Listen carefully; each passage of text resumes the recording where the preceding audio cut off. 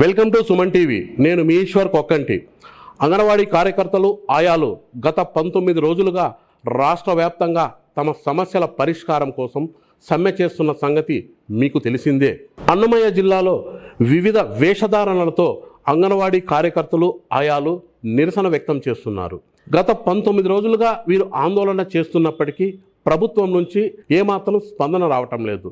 ఇంతకు అంగన్వాడీ కార్యకర్తలు ఆయాల డిమాండ్ ఏమిటి, వీళ్ళు ఎందుకు సమ్మె చేస్తున్నారు అన్న వివరాలను తెలుసుకునేందుకు మన స్టూడియోకు అంగన్వాడీ జిల్లా యూనియన్ కార్యదర్శి రాజేశ్వరి గారు, అంగన్వాడీ యూనియన్ డివిజన్ అధ్యక్షురాలు మధురవాణి గారు మన స్టూడియోకి వచ్చారు. వారిని అడిగి మరిన్ని విశేషాలు తెలుసుకుందాం. నమస్తే మేడం. మొదట మీరు చెప్పండి మేడం, గత 19 రోజులుగా అంగన్వాడీ కార్యకర్తలు ఆయాలు జిల్లాలో సమ్మె చేస్తున్నారు. ఇంతకు మీ డిమాండ్లు ఏమిటి, ఎందుకు సమ్మె చేస్తున్నారు? జగన్మోహన్ రెడ్డి సీఎం పదవి చేపట్టినాలమంటి ఆయన అంతకుముందు అక్క చెల్లెమ్మలు మీరందరూ కూడా నేను ఆదుకుంటాను మిమ్మల్ని అందరినీ అని చెప్పి మాకు హామీ ఇవ్వడం జరిగింది. తెలంగాణ కన్నా 1000 రూపాయలు వేతనం ఎక్కువగా ఇస్తాను, మీకు మీ అన్నిటికీ కూడా నేను అండదండలుగా నిలుస్తాను అని చెప్పి మాకు చెప్పడం జరిగింది. అప్పుడైతే తెలంగాణ ప్రభుత్వం 10,500 వేతనం ఇస్తా ఉంది. ఆ మూమెంట్లో మేము పోరాటం చేసి చంద్రబాబు నాయుడు సీఎంగా ఉన్నప్పుడు మనం అనేక పోరాటాలు చేసి ఆయన 10,500 మాకు పెంచడం జరిగింది. ఈయన వచ్చిన తరువాత 1000 రూపాయలు పెంచారు. పెంచిన తరువాత చాలా పనులు, అస్సలు మన ఇండియాలోనే ఏ అంగన్వాడీ టీచర్కు ఏ రాష్ట్రంలో పనిభారం పెంచనంత ఎక్కువగా పనిభారం పెంచారు. అంటే 4 యాప్లు తీసుకొచ్చారు. వైఎస్ఆర్ యాప్ అని, పోషణ ట్రాకర్ యాప్ అని, మిల్క్ ఒక యాప్ అని, వైఎస్ఆర్ కిట్లకు ఒక యాప్ అని, అట్లా రకరకాలుగా పనిభారం పెరిగింది. ఆ రిజిస్టర్లు 23 రిజిస్టర్లు అప్డేట్ చేసేదానికి చేయడం జరిగింది.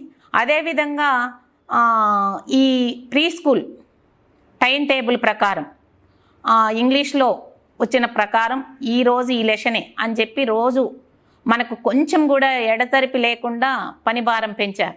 ఓకే మధురవాణి గారు, మీరు చెప్పండి, కేంద్ర ప్రభుత్వం ఐసిడిఎస్ పథకాన్ని బలోపేతం చేస్తామని గతంలో హామీ ఇచ్చారు, అది అమలయ్యిందంటారా? కేంద్ర ప్రభుత్వం గతంలో అయితే హామీ ఇచ్చింది, కానీ బలోపేతం చేయడానికి కావలసిన నిధులను అయితే ఏ బడ్జెట్లోనూ కేటాయించలేదు. కేంద్ర ప్రభుత్వంలో నరేంద్ర మోడీ ప్రభుత్వం వచ్చిన తర్వాత 60-40 ఉండే బడ్జెట్ను సెంట్రల్ గవర్నమెంట్ 60-40 స్టేట్ గవర్నమెంట్ ఇచ్చేదన్నమాట. ఇప్పుడు అన్ని రాష్ట్రాలకే ప్రాతినిధ్యం ఇచ్చేసింది. కేంద్ర ప్రభుత్వము గతంలో 10 సంవత్సరాల క్రితము ఎలాంటి బడ్జెట్ను కేటాయిస్తున్నారో ప్రస్తుతము పెరిగిన రేట్లకు కూడా ఏమాత్రము పొంతం లేకుండా బడ్జెట్ ఇస్తూ ఉంది. ఈ బడ్జెట్ పెంచకపోవడం వల్ల బలోపేతం చేయడం ఏమో కానీ బలహీనపడిపోతుంది. పునాది ఎక్కడి నుంచి పడుతుందంటే, బిడ్డినప్పటి నుంచి ఆరోగ్యవంతమైన జీవితం ఉంటేనే మనం తల్లి బిడ్డ సంక్షేమం కోసం పనిచేస్తోంది ఐసిడిఎస్. ఈ ఐసిడిఎస్కు పని చేయకుండా, బడ్జెట్ను పెంచకుండా బలోపేతం చేయాలంటే ఏ విధంగా చేయగలము? ఒంటి చేత్తో చప్పట్లు కొట్టే రీతిగా ప్రభుత్వం వ్యవహరిస్తుంది. ఓకే, మీరు రాజేశ్వర్ గారు మీరు చెప్పండి, ఐసిడిఎస్ పథకానికి రాష్ట్ర ప్రభుత్వం నిధులు కేటాయించకుండా ప్రైవేటు సంస్థలకు అప్పగిస్తున్నారన్న ఆరోపణలో నిజముందంటారా? ఆరోపణలు అయితే వాస్తవం. ఇస్కాన్ సంస్థకు, వేదాంత సంస్థలకు అంగన్వాడీల్ని అప్పచెప్పాలని చెప్పేసి ప్రభుత్వం ఒక కుట్ర పొందింది. దానికి మనం కలిసికట్టుగా ఒక యూనియన్ ద్వారా, CI2 యూనియన్ ద్వారా అడ్డుకోవడంతో ఆపడం జరిగింది. ఇస్కాన్ టెంపుల్ వాళ్ళని ఫుడ్ చేయమని సెంటర్కు సప్లై చేస్తామని ఇది తీసుకొచ్చారు ప్రభుత్వం. మనము వ్యతిరేకించాం. ఎక్కడో వండి రోజు సెంటర్లకు సప్లై చేయాలంటే అక్కడ వేడిగా వండి పెడితేనే పిల్లలు తింటారు, కానీ ఎక్కడో వండి తీసుకొచ్చి సప్లై చేయడం అంటే అది అసాధ్యము. అది పిల్లలకు ఇబ్బందికరము, తల్లులకు కూడా ఇబ్బందికరము. వేడివేడిగా వండి పెడితేనే పిల్లలు కానీ తల్లులు కానీ దాన్ని తినడానికి బాగుంటుందనే ఉద్దేశంతో మనం దాన్ని వ్యతిరేకించి పోరాటం చేసిన తర్వాత అది ఆపడం జరిగింది. ఈరోజు ప్రైవేటు సంస్థలకు ఇస్తే రేపు కొనసాగుతుందని, ఈ ఐసిడిఎస్ కొనసాగుతుందని గ్యారంటీ లేదు. రేపు ప్రైవేట్ సంస్థల వాళ్ళు 1 సంవత్సరం 2 సంవత్సరాలు పెట్టి ఇది లాస్ వస్తుందని కూడా ఆ బోర్డు తిప్పేస్తే ఎవరు మాట్లాడడానికి లేదు. అంటే ప్రైవేట్ సంస్థలకి ఇస్తే అప్పుడు గవర్నమెంట్ పర్యవేక్షణ ఉండదా? పర్యవేక్షణ ఉండదు, వాళ్ళకి కాంట్రాక్ట్ ఉంటుంది, ఇంత డబ్బులుని కాంట్రాక్ట్ ఉంటుంది, వాళ్ళ ఇష్టం. అదేవిధంగా ఈరోజు ప్రభుత్వంతో అయితే ప్రజలు కొట్లాడచ్చు, మాకు మంచి పౌష్టికాహారం ఇవ్వండి. ఎందుకంటే ఐసిడిఎస్ పెట్టింది ఎందుకు? చాలా నిరుపేదలకి, చిన్నపిల్లలకి మాతృ మరణాలు శిశు మరణాలు తగ్గించడానికి ఐసిడిఎస్ 1975లో ప్రవేశపెట్టారు. అప్పటి నుంచి మాతృ మరణాలు శిశు మరణాలు ఈ అంగన్వాడీ కేంద్రాల ద్వారా చాలా వరకు తగ్గినాయి. అది సర్వేలో కూడా తేలింది, కాక్ సర్వేలో కావచ్చు, అన్ని సర్వేలలో ఐసిడిఎస్ వల్ల మాతృ మరణాలు శిశు మరణాలు తగ్గినాయని చెప్పి మనకు సర్వేలలో కూడా తేలింది. సుప్రీంకోర్టు కూడా ఐసిడిఎస్ని బలోపేతం చేయాలి, మాతృ మరణాలు శిశు మరణాలు అన్నీ కూడా తగ్గుతున్నాయి, ఐసిడిఎస్ని సంస్థాగతం చేయాలని చెప్పి ఎప్పుడో చెప్పింది, ఒక 15 years ముందే చెప్పింది సుప్రీంకోర్టు. కానీ ప్రభుత్వం అయితే ఇది ఒక స్కీమ్ కిందనే చూపెడతాను, ఎందుకంటే ప్రభుత్వంకు డబ్బులతో కూడుకున్న పని కాబట్టి కేంద్ర ప్రభుత్వము నిర్లక్ష్యం చేస్తుంది, ఇట్లు రాష్ట్ర ప్రభుత్వము నిర్లక్ష్యం చేస్తుంది దీనివైపు. ఓకే, మీరు చెప్పండి, ఈ అంగన్వాడీ కేంద్రాలకు ఎక్కువ కాలం నిల్వ ఉంచిన పాల ప్యాకెట్లు సరఫరా చేస్తున్నారన్న ఆరోపణ ఉంది. ఇందులో వాస్తవం ఎంత? ఒకవేళ ఆ ప్యాకెట్లు సరఫరా చేస్తే చిన్నపిల్లలు అనారోగ్యం పాలయ్యే అవకాశం ఉండదంటారా? తప్పకుండా ఉందనే చెప్తాం సార్. ఎందుకంటే పాలు అనేటివి నిల్వ ఉండే పదార్థం కాదు. ఇప్పుడు మాకు టెట్రా మిల్క్ అని వస్తూ ఉంది, అది 90 రోజులు మ్యానుఫ్యాక్చరింగ్ డేట్ నుంచి నిల్వ ఉంటాయని దానిపైనే ఉంటుందన్నమాట. నెలకోసారి అంగన్వాడీ కేంద్రాలకు సరిపడేంత పాలు ఇస్తారు. ఒక పాలు మనం ఒక రోజు మామూలు ఆవు పాలు కానీ గేదె పాలు కానీ మనం ఇంట్లో నిల్వ చేస్తే ఒక రోజులోనే 24 hours అవి స్పాయిల్ అయిపోయే ఆస్కారం ఉంది. కానీ 90 రోజులు నిల్వ ఉంచడానికి ఎన్ని రకాల కెమికల్స్ వాటిల్లో కలిపింటారు. పాలలో ఉండే ప్రోటీన్స్ మొత్తం అంతా కూడా తీసేస్తారు, పాలలో ఉండే వెన్న శాతము అంతా కూడా తీసేస్తారు. పిల్లల పెరుగుదలకు కావలసిన పదార్థాలన్నీ పోయిన తర్వాత దాంట్లో కెమికల్స్ కలిపి నిల్వ ఉండడానికి అవసరమైన కెమికల్స్ కలిపి ఇవ్వడం వల్ల కూడా పిల్లల ఎదుగుదలకు దెబ్బతీస్తుంది. గర్భిణీ స్త్రీ తాగితే గర్భస్థ శిశువుకు ప్రమాదమే, చిన్నపిల్లల పెరుగుదల కూడా కుంటుపడడానికి ఆస్కారం ఉంది. పిల్లల పోషణను పెంచకపోవడం పోగా వాళ్ళను అనారోగ్యం పాలు చేసే విధంగా ఇప్పుడున్న పాలు ఉన్నాయి.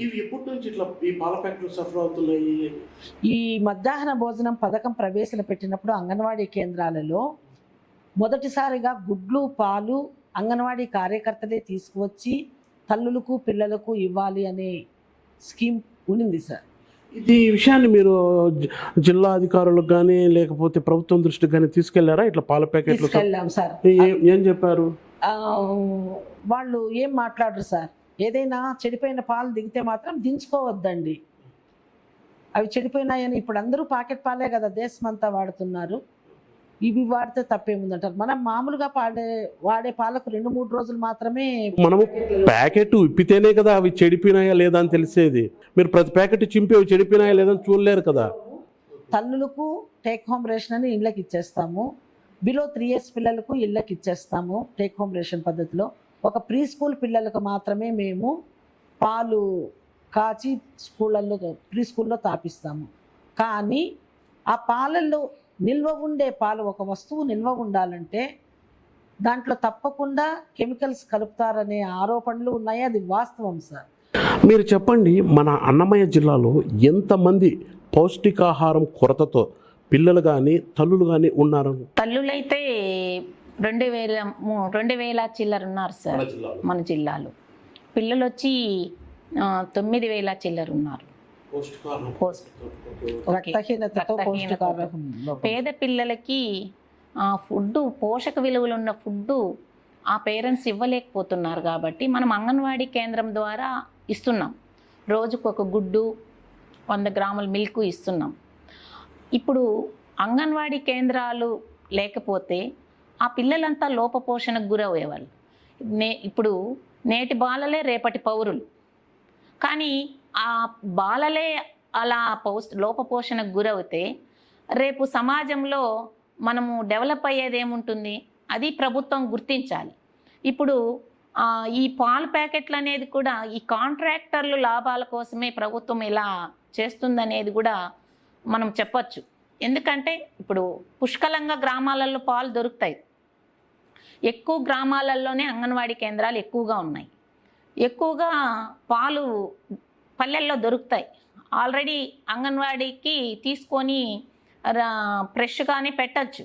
కానీ ప్రభుత్వం ఈరోజు టెట్రా పాలు సప్లై చేస్తుందంటే దాన్ని మనం గమనించుకోవాలి. ఎందుకు ఇలా చేస్తుంది? మనమైతే చాలాసార్లు వ్యతిరేకించాం. 3 నెలలు పాలు స్టాక్ ఉన్నాయంటే దాంట్లో ఎన్ని కెమికల్స్ కలిపారు మీరు అంటే మాకు ఇచ్చిన సమాధానం ఏమంటే మన అధికారులు డాక్టర్లు అందరూ కూడా సర్టిఫై చేసి మీకు ఇస్తున్నామమ్మా అంటున్నారు. కానీ అక్కడ ఇచ్చిన పాలు కూడా సెంటర్లలో అక్కడక్కడ డ్యామేజ్ అవుతున్నాయి. అంటే పాలు కారిపోవడం, లేదంటే ఉబ్బుకుపోవడం అలా జరుగుతున్నాయి. అలాంటివి మీరు చూసుకొని దించుకోవాలంటారు. ఎలా చూసుకుంటాం? దించుకోలేము కదా. ఒక నెల అంతా స్టాక్ ఉండాలి, అప్పటికప్పుడు ఇచ్చేటివి కాదు. అది గమనించుకోవాలి. మన వాళ్ళ అధికారులు ఆ చెడిపోయిన పాలు కూడా మేము చూపించుకోవాలి. ఎక్కడైనా స్టాక్ పాడైపోయినాయని రాయాలి కదా, రాయడానికి లేదు. అట్లా కూడా అధికారులు ఒప్పుకోరు. ఆ విధంగా అంగన్వాడీలు సతమతమవుతున్నారు. గ్రామాలలో ఏమో వాళ్ళకి ఇవ్వాల్సిన రేషన్ పబ్లిసిటీ న్యూస్లో కావచ్చు, పేపర్లో కావచ్చు, మేము మీటింగ్లు పెట్టుకొని చెప్పడం కావచ్చు. దమ్మ మీకు ఇన్ని పాలు ఇస్తున్నాం, 5 లీటర్, ఒక గర్భవతికి 5 లీటర్లు పాలు ఇస్తున్నాం. ఒక్క ప్యాకెట్ తక్కువ ఇచ్చినా గర్భవతి ఒప్పుకోదు. ఇప్పుడు అట్లా కూడా అంగన్వాడీ కేంద్రాలలో మోసాలు జరుగుతున్నాయి, స్టాక్ సరిగా పంచడం లేదనేది ఆరోపణలు వచ్చేది. ఇప్పుడు అలా రావడానికి కూడా లేదు. ఎందుకంటే ప్రతి ఒక్కరికి ఫేస్ యాప్ తీసుకుంటున్నాం మనం. ప్రతి ఒక్క గర్భవతికి ఫేస్ యాప్ తీసుకుంటున్నాం ఆన్లైన్. ప్రతి ఒక్కరికి 4 యాప్ల్లో ఆన్లైన్ జరగాల. అంటే హెల్త్ వాళ్ళు మాకు నెంబర్ ఇస్తే ఆ నెంబరు RCH నెంబర్ కొడితేనే మా యాప్లో నమోదవుతుంది. కాబట్టి ఎక్కడ కానీ బోగస్ నేమ్స్ పెట్టడానికే వీలు కాదు. అలాంటప్పుడు పాడైపోయిన పాలను ఒక అంగన్వాడీ కార్యకర్త ఎక్కడ చూపించగలుగుతుంది?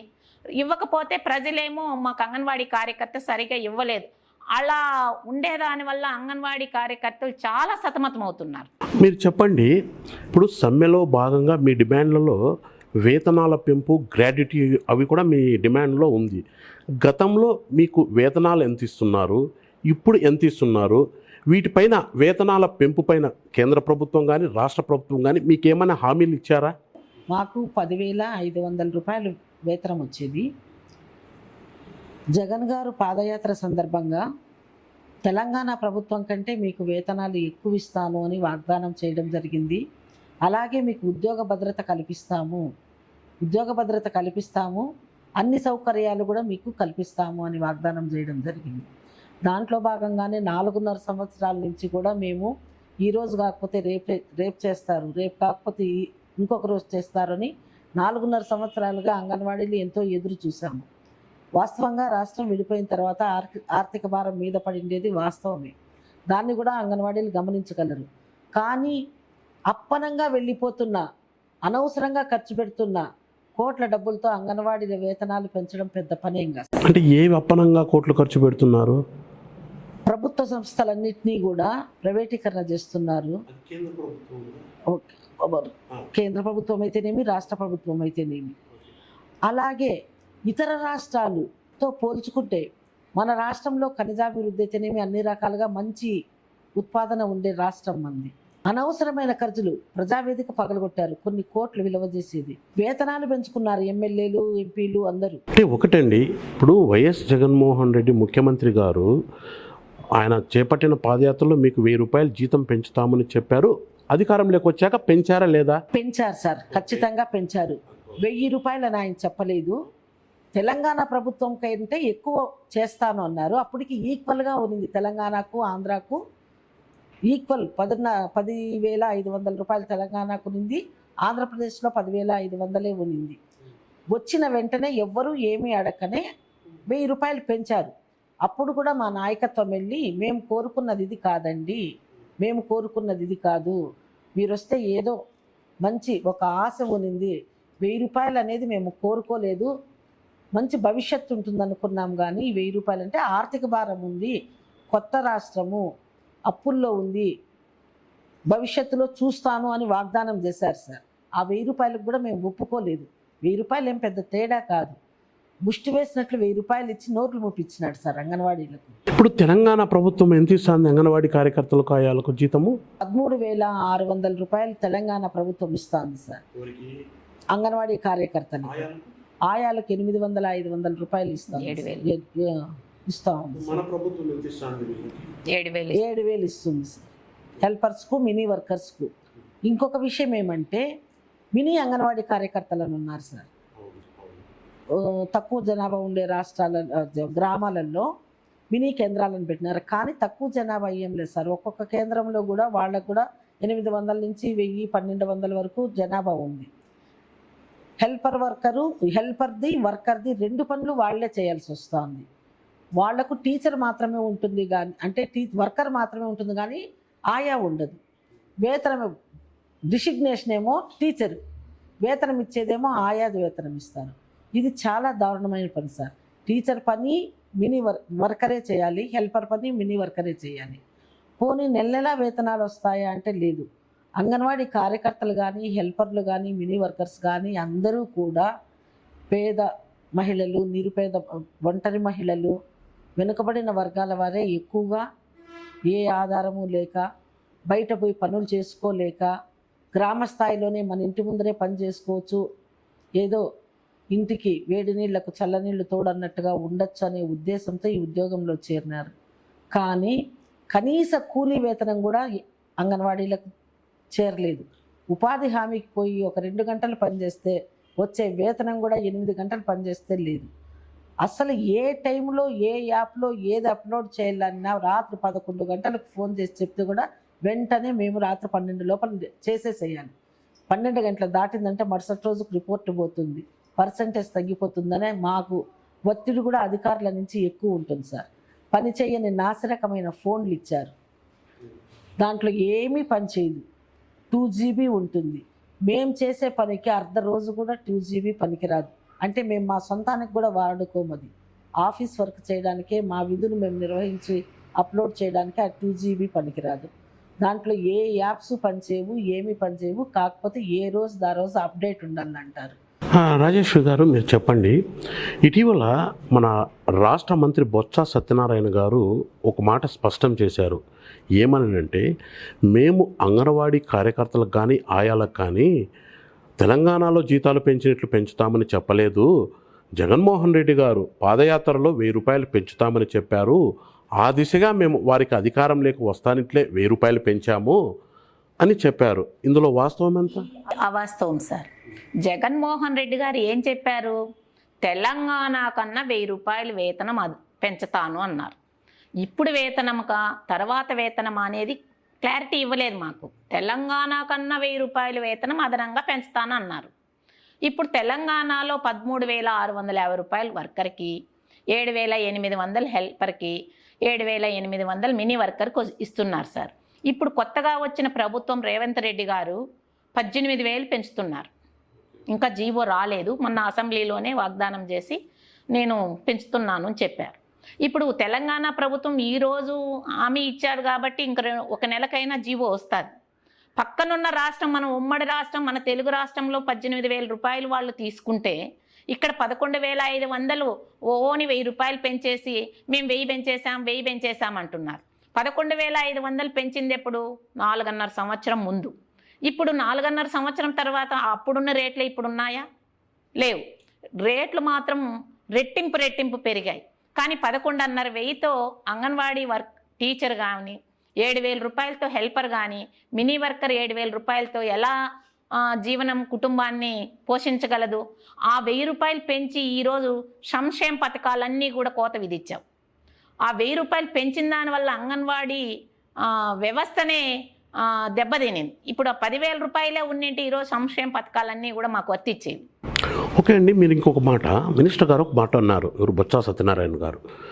అంగన్వాడీ కార్యకర్తల డిమాండ్లో మేము 10 డిమాండ్ను ఒప్పుకున్నాము. అయితే ఇప్పుడు ఇంకా ఎన్నికల కాలము, ఈ టైంలో వాళ్ళు మా మీద ప్రెజర్ పెట్టడము భావ్యం కాదు, దయచేసి సమ్మె విరమించండి అనేసి మిమ్మల్ని ఏదో కోరారు అన్నారు. నిజమేనా అది? అది పచ్చి అబద్ధం సార్. మేము పెట్టిండే 10 డిమాండ్స్లో వాళ్ళు నెరవేర్చింది 3 మాత్రమే. అది కూడా వయో పరిమితి 62కి పెంచుతూ చాలా రోజుల క్రితమే ఉద్యోగులందరికీ 62 సంవత్సరాలని ప్రభుత్వ ఉద్యోగులకని అందరికీ వచ్చేసింది. ఒక అంగన్వాడీకి మాత్రమే ఇవ్వలేదు, కానీ ప్రతి ప్రభుత్వ ఉద్యోగికి 60 నుంచి 62 సంవత్సరాలు చేస్తామనేసి గతంలోనే చెప్పారు. కొత్తగా మాకు చేసిన వాగ్దానం అంటూ అదేం కాదు. అలాగే హెల్పర్లకు ప్రమోషన్ల విషయంలో 45 సంవత్సరాల వయో పరిమితి ఉంది, దాన్ని 50 సంవత్సరాలు చేశారు. ఇంకొకటి మాకు గత 7 సంవత్సరాల నుంచి 2017 నుంచి టీఏడిఏ బిల్లులు లేవు సార్. మీటింగులకు పోతే మాకు టీఏడిఏ ఇచ్చేవాళ్ళు అన్నమాట. అవన్నీ లేవు, ఇంతవరకు రాలేదు.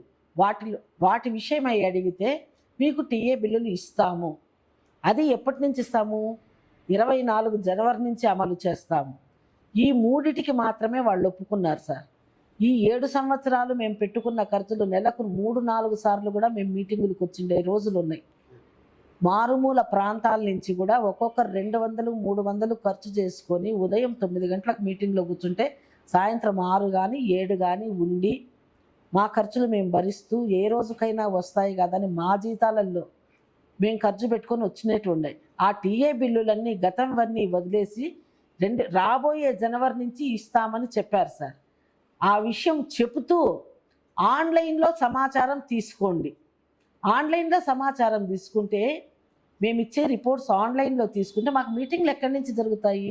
మమ్మల్ని మభ్యపెట్టడం కాకపోతే ఇది మాత్రం చాలా దారుణమైన విషయం సార్. ఈ ఎన్నికల సమయంలో అంగన్వాడీ కార్యకర్తలు ఆయాలు సమ్మెతో ప్రభుత్వాన్ని పైన ఒత్తిడి చేస్తున్నారు, ఇది మంచిది కాదు అనేసి కొన్ని వర్గాల నుంచి ఊహాగానాలు కానీ ఆరోపణలు కానీ వినిపిస్తున్నాయి. సార్ ఇలా మాట్లాడడము పచ్చి అబద్ధము, అవగాహన లేకుండా మాట్లాడుతున్నారనేది మా అభిప్రాయం. ప్రభుత్వం పైన ఇది పచ్చి అబద్ధం సార్. మేము 2 సంవత్సరాల నుంచి 6 నెలల క్రితం 9 నెలల క్రితం 36 గంటలు కలెక్టర్ ఆఫీస్ దగ్గర నిరవధిక సమ్మె చేశాం. అక్కడే పడుకొని అక్కడే వండుకొని తిని చేశాం. 2 సార్లు విజయవాడ వెళ్ళాం. విజయవాడకి వెళ్ళినప్పుడు కూడా ఇండ్లల్లోనే నిర్బంధం చేశారు. ఎంఎస్కేలు పెట్టి పోనీకుండా నిర్బంధం చేశారు. రైల్వే స్టేషన్ల కాడ, ఇండ్ల దగ్గర, బస్ స్టాపుల్లోన ఎక్కడ పడితే అక్కడ నిర్బంధం చేశారు. కానీ అక్కడ కూడా తప్పించుకొని కొన్ని వేల మంది విజయవాడకి వెళ్ళాం. వెళ్ళిన తర్వాత అక్కడ కూడా ఎక్కడ వాళ్ళని అక్కడ నిర్బంధం చేసి పోలీస్ స్టేషన్లలో పెట్టేసి, అండర్ గ్రౌండ్లలో పెట్టేసి మాకందరికీ ధర్నాలు చేయనీయకుండా చాలా అడ్డుకునింది. అదే అప్పుడు మీరు ఆందోళన కార్యక్రమాలు చేపడితే ఎక్కడికక్కడ నిర్బంధాలు ఉండేది. కానీ 19 రోజులుగా మీరు సమ్మె చేస్తున్నా మీ పైన చిన్న డిస్టర్బెన్స్ కూడా మీకు జరగలేదు. అంటే గవర్నమెంట్ కూడా ఎన్నికల నేపథ్యంలో వీళ్ళతో ఎందుకులే అన్నా కూడా ఉండొచ్చు. కానీ మేమైతే 2.5 సంవత్సరం నుంచి ప్రభుత్వానికి 2 సంవత్సరాలు టైం ఇచ్చాం. 2 సంవత్సరాల నుంచి మేము లెటర్లు పెడుతూనే ఉన్నాం, అధికారులను అడుగుతూనే ఉన్నాం, వాళ్ళని రిక్వెస్ట్లు చేసుకుంటూనే ఉన్నాం, సమ్మెలు చేస్తూనే ఉన్నాం. మన వాళ్ళు విధులేని పరిస్థితిలో అందరము కూడా సమ్మెలోకి దిగాల్సి వచ్చింది. సమ్మెలో దిగే ముందు కూడా 1 నెల ముందే మనం సమ్మె నోటీస్ ఇచ్చాం. మన శాఖ మినిస్టర్ గారికి ఇచ్చాం, కమిషనర్ గారికి ఇచ్చాం, డైరెక్టర్ గారికి ఇచ్చాం, కింద పీడీలకు ఇచ్చాం, కలెక్టర్లకు ఇచ్చాం, సిడిపిఓలకు ఇచ్చినాం. 1 నెల ముందే నిరవేదిక సమ్మెలోకి మేము వెళ్తున్నాము, మా సమస్యలు వెంటనే పరిష్కారం చేయండి అని చెప్పి మనం చాలాసార్లు ప్రభుత్వం దృష్టికి తీసుకుపోయినాం. కానీ ప్రభుత్వం చీమ కుట్టినట్లు కూడా స్పందన లేదు ప్రభుత్వం దగ్గర. అసెంబ్లీలో కూడా చర్చ జరిగింది.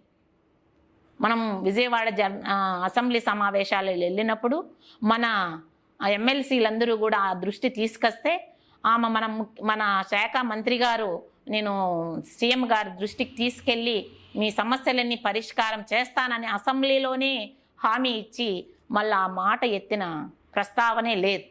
కాబట్టి అంగన్వాడీలు విధి లేని పరిస్థితిలో సమ్మెలోకి దిగాల్సిన పరిస్థితి ఏర్పడింది. ఈరోజు మన మినిస్టర్లే, ఒక రాష్ట్రాన్ని పరిపాలించే మినిస్టర్లే ఇంత అబద్ధాలు ఆడితే కింద ప్రజలు ఎలా నమ్మాలి ప్రభుత్వాన్ని?